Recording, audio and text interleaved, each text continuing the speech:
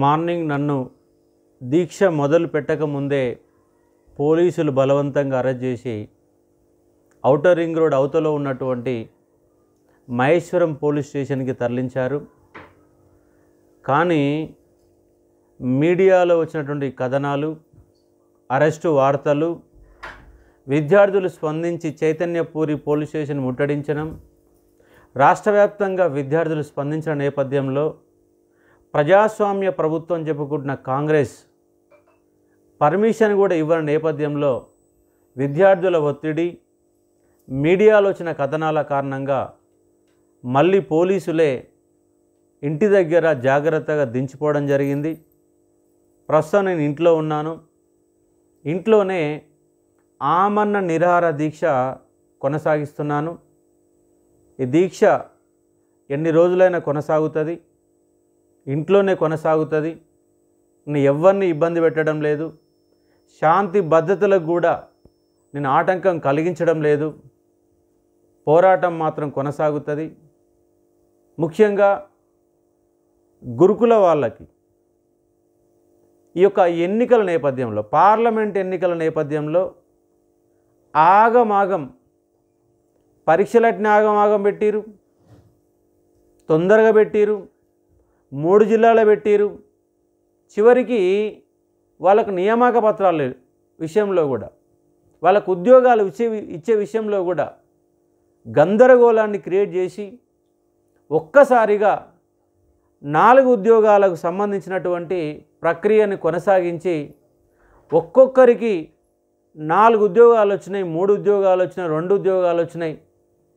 ఈ నేపథ్యంలో ఆ మిగిలిపోయినటువంటి 3200కు పైన ఉద్యోగాలు, ఒక్క ఉద్యోగం కూడా ఆగకుండా 3200, మొత్తంగా 9210 ఉద్యోగాలు నింపాల్సిందే. నింపే వరకు అశోక్ సార్ యొక్క ఆమరణ నిరాహార దీక్ష కొనసాగుతుంది.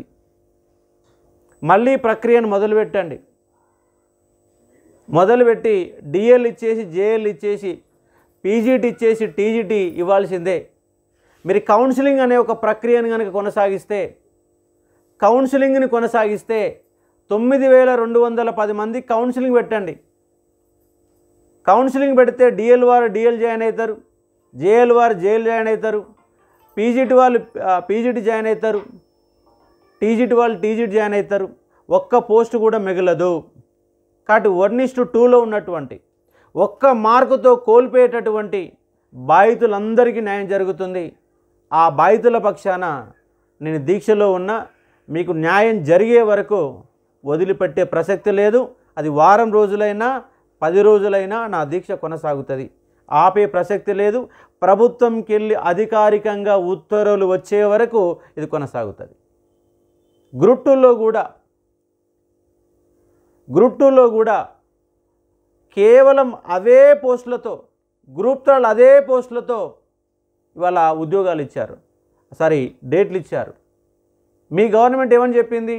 2 లక్షల ఉద్యోగాలు ఇస్తామని చెప్పింది. నిరుద్యోగులు వాయిదాలు పడి గత పేపర్ల లీకేజీల భయంతో రాయమని మొండికేసి మళ్ళీ కాంగ్రెస్ గవర్నమెంట్ వచ్చేసిన తర్వాత మాకు పోస్టులు పెరుగుతాయని 1000 కళ్ళతో ఎదురు చూస్తే ఒక్క పోస్టు పెంచలే. మీరు ఒక్క పోస్టు పెంచలేని మీరు 2 లక్షల ఉద్యోగాలు ఇస్తామంటే ఎట్ట నమ్మాలా? ఫస్ట్ మీరు 2 లక్షల ఉద్యోగాలు ఇస్తారని నమ్మకం మాకు కలగాలంటే గ్రూప్ 2లో 2000 పోస్టులకు పెంచండి, గ్రూప్ 3లో 3000 పోస్టులు పెంచండి. పెంచితేనే మీరు నిజంగా ఇయర్ క్యాలెండర్ ఇచ్చినట్టు, పెంచితేనే మీరు ఎన్నికల్లో మీరు ఏ విధంగా అయితే పేర్కొన్న ఒక నోటీస్ బోర్డు లాగా పేర్కొన్నారు, మీకు మేనిఫెస్టోలో క్లియర్గా పేర్కొన్నారు. కానీ ఇప్పటి వరకు మీరు ఇచ్చిన ఉద్యోగాలన్నీ కూడా ఏ ఉద్యోగాలంటే గత ప్రభుత్వం యొక్క ఉద్యోగాలు. మీరు ఇంతవరకు ఒక్కటంటే ఒక్క ఉద్యోగం కూడా కొత్త ఉద్యోగం ఇవ్వలే. గత గవర్నమెంట్ ఇచ్చిన ఉద్యోగాలే మళ్ళీ ఇచ్చారు, వాటికే తేదీలు ఇచ్చారు. 100 రోజులు ఆగినాం. గత ప్రభుత్వంలో మోసపోయినాం. ఈ ప్రభుత్వంలో మీకు గుర్తు చేయడం కోసం, ఇక్కడ మిమ్మల్ని ఇబ్బంది పెట్టాలనే ఉద్దేశం అది కాదు. నిరుద్యోగులు అనే వాళ్ళు ఒకళ్ళు ఉన్నారు. ఏ ప్రభుత్వాలు వచ్చిన నిరుద్యోగులు పట్టించుకోవడం లేదు, నిరుద్యోగుల హక్కులు నెరవేరడం లేదు. ప్రభుత్వ ఉద్యోగాలే కాదు, ప్రైవేట్ రంగంలో కూడా మీ యొక్క నియామక ప్రక్రియ గ్రూప్ 1, గ్రూప్ 2, డిఎస్సి, గ్రూప్ 3 అన్నీ అయిపోయినాక డిసెంబర్ తర్వాత రాష్ట్ర వ్యాప్తంగా మహాపాదయాత్ర చేస్తా. ఏ విషయంలో అంటే స్థానిక రిజర్వేషన్లో మన హైదరాబాదులో మనకు ఉద్యోగాలు రావడం లేదన్న అంశాన్ని రాష్ట్ర వ్యాప్తంగా మీకు చూపించే ఒక ప్రయత్నం చేస్తా. కంపల్సరీ తెలంగాణలో పుట్టిన ప్రతి బిడ్డ, డిగ్రీ చదివినటువంటి ప్రతి యువకుడు గౌరవంగా బతకాల, టెన్షన్ లేకుండా బతకాల, చదువుకున్నందుకు దాని విలువతో కూడినటువంటి బతకాల. ఇవన్నీ నేను మొదలు పెట్టబోతున్నా. నా జీవితం మొత్తం కూడా నిరుద్యోగులకి అంకితం. గత 10 సంవత్సరాలుగా కొట్లాడుతున్నా. ఇంటర్మీడియట్ ఫస్ట్ ఇయర్ నుంచి కూడా నేను ఈ యొక్క ఎక్కడ సమస్య వచ్చినా కూడా నిలదీసే ప్రయత్నం చేసిన, బీడీలో కొట్లాడిన, డిగ్రీలో కొట్లాడిన, ఒక జర్నలిస్టుల సకల జనుల సమ్మెలో ఆమరణ నిరాహార దీక్ష కూడా నేను చేశాను. కాబట్టి ఇవాళ విద్యార్థుల తరపున నిరుద్యోగులకు ఏజెంటుగా నేను పనిచేస్తా. నా లైఫ్ ఉన్నంత వరకు పనిచేస్తా. ఇది నా యొక్క హామీ. కాబట్టి ప్రస్తుతం అయితే డిఎస్సి ఉద్యోగాలు పెంచాలా, గ్రూప్ 2 ఉద్యోగాలు పెంచాలా, ఇమీడియట్గా టెట్ ఇవ్వాలి, ఎమ్మడే టెట్ వేయాలి. టెట్ కనుక వేయకపోతే కుదరదు. టెట్ వేయాల్సిందే. గ్రూప్ 2, 3 పోస్టులు పెంచాల్సిందే. గురుకులాలలో ఒక్క ఉద్యోగం అంటే ఒక్క ఉద్యోగం కూడా ఆగకుండా మీరు ఇవ్వాల్సిందే. జీవో నెంబర్ 46 బాధితులు అయితే ఇది కాదు వననాతీతం వాళ్ళ గోస. దిక్కుమాలిన జీవోలు తీసుకొచ్చి తెలంగాణ బిడ్డల్ని తెలంగాణలో నాన్ లోకల్ చేసి ఆంధ్ర వాళ్ళకి 60 మార్కులు 70 మార్కులు హైదరాబాద్లో ఉద్యోగాలు కట్టబెడుతున్నారు. 1 to 7 చేసి దొంగ సర్టిఫికేట్లతో ఉద్యోగాలు పొందుతున్నారు ఇవాళ.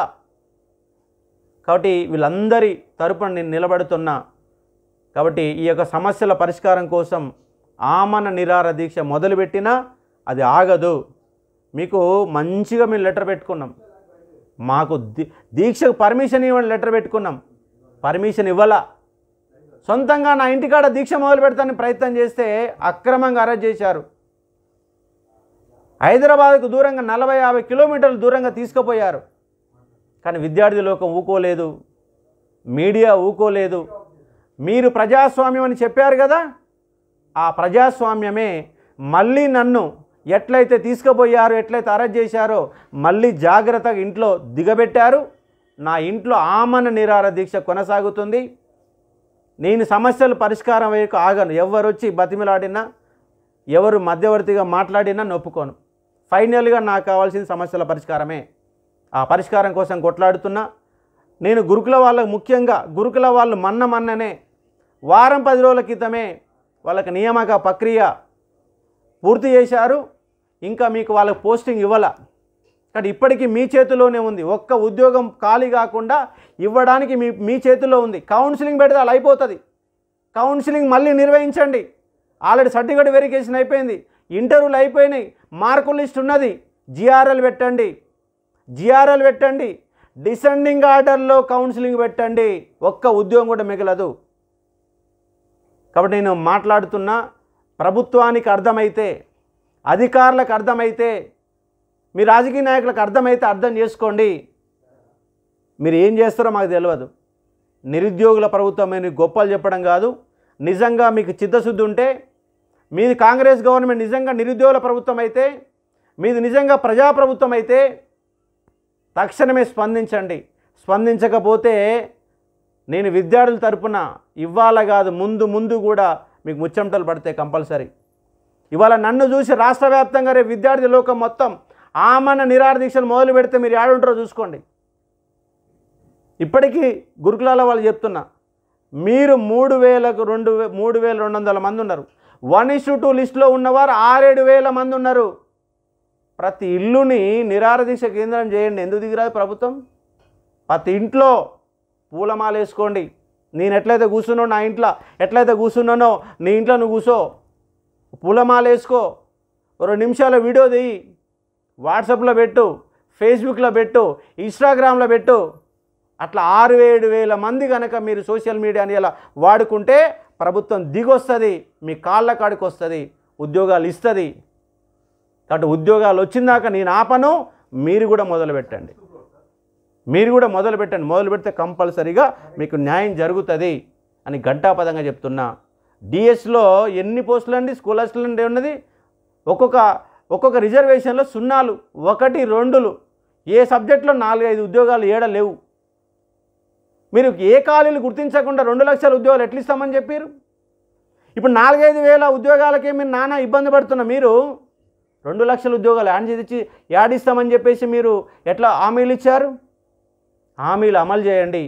ఇక్కడ హామీల అమలు కోసం నేను నిలబడతా, కలబడతా, విద్యార్థుల తరపున పోరాటం చేస్తా.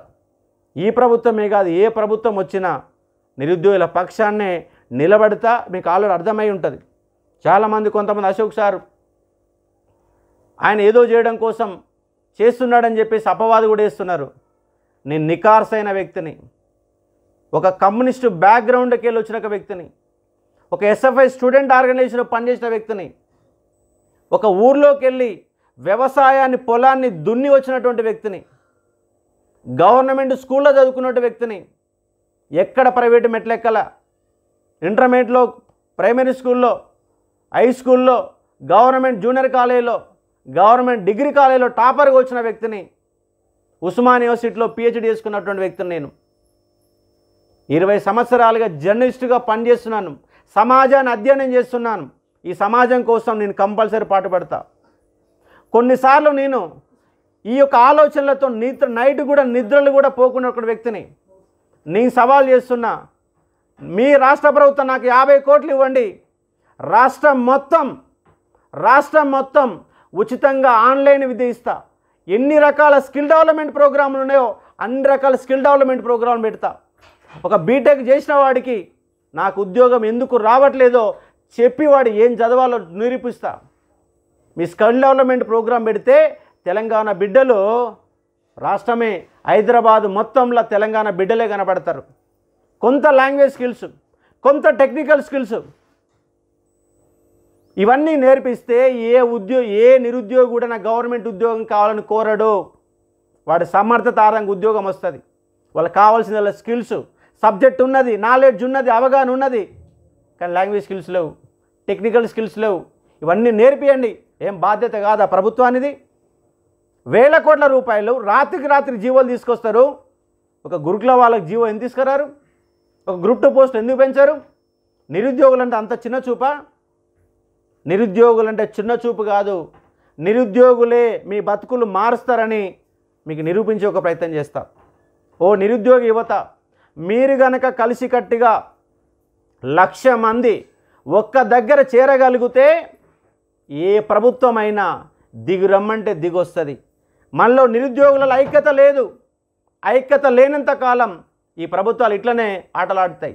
వాళ్ళు డిగ్రీ చేసిన వాళ్ళు కొన్ని లక్షల మంది ఉన్నారు. డిగ్రీలు చదివినా కూడా కనీసం ఉపాధి హామీ పనిపోయే దౌర్భాగ్యమైన పరిస్థితులలో డిగ్రీ గ్రాడ్యుయేట్స్ ఉన్నారు. డిగ్రీ చదివిన వాడికి, బీటెక్ చేసిన వాడికి, ఎంటెక్ చేసిన వాడికి 10,000 రూపాయలు కూడా జీతం రాని ఒక ఇబ్బందికరమైనటువంటి పరిస్థితులలో జీవితాలు కొనసాగిస్తున్నారు. గవర్నమెంట్ ఉద్యోగాల కోసం ఏళ్ళు చదువుకుంటూ 10 సంవత్సరాల పాటు దాంట్లో మునిగిపోతున్నారు. వాళ్ళ జీవితాలు ఎడిపోతున్నాయో తెలవడం లేదు, పెళ్ళిళ్ళు కావడం లేదు. ఒక నైరాశ్యం, ఒక అసంతృప్తి, ఏంటి జీవితం అని ప్రతిరోజు ప్రశ్నించుకుంటా నరక యాత్ర అనుభవిస్తుంది తెలంగాణ యువత.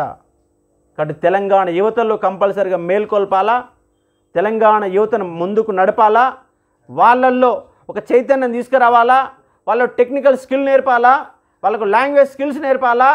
నీ చదువులో సమర్థత ఉందని నిరూపించే ప్రయత్నం చేస్తే అద్భుతమైన అవకాశాలు వస్తాయి. అవకాశాలన్నీ మన ప్రభుత్వం మెడలు వంచి చేయించుకోవాలా. ఏదో గవర్నమెంట్ ప్రోగ్రాంలు పెడతారు, ఉత్తుత్తి ప్రోగ్రాంలు పెడతారు, డబ్బులు కాజేస్తారు, కానీ అవి ఎక్కడ కూడా క్వాలిటీ ఉంటుంది అంటే క్వాలిటీ ఉండదు.